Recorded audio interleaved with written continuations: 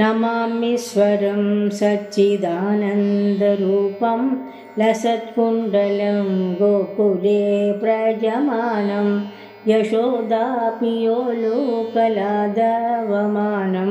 परमृष्टमद्यन्ततो धृत्य गोप्या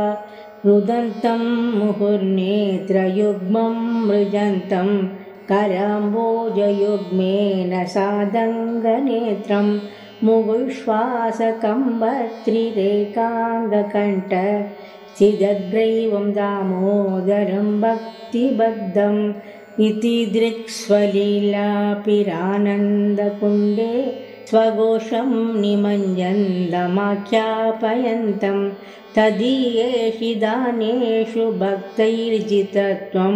पुनः प्रेमतस्तं सदा वृद्धि वन्दे वरं देवमोक्षं न मोक्षावधिं वा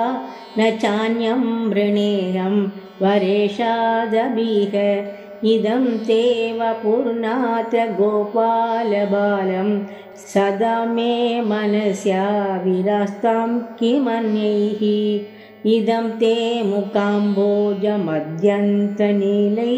वृदं कुन्दलैः स्निग्धरक्तैश्च कोऽभ्या मुहुचुम्बिदं बिम्बरक्तादरं मे मनस्या विरास्ताम् अलं लक्षलाभैः नमो देवदामोदरानन्द विष्णो प्रसीद प्रभो दुःखजालाप्तिमग्नं कृपादृष्टिवृष्यातिदीनं बतानो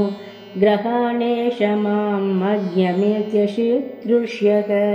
कुबेरात्मजो बद्धमूर्तैव यत्त्वत् त्वया मोदितौ भक्तिभाजौ कृतौ च तथा प्रेमभक्तिं स्वगं मे प्रयच्छ न मोक्षे ग्रहो मेति दामोदरेह नमस्तेऽस्तु दाम्ने स्फुरद्दीप्तिताम्ने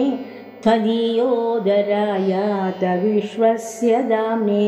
नमो राधिकायै द्वितीयप्रियायै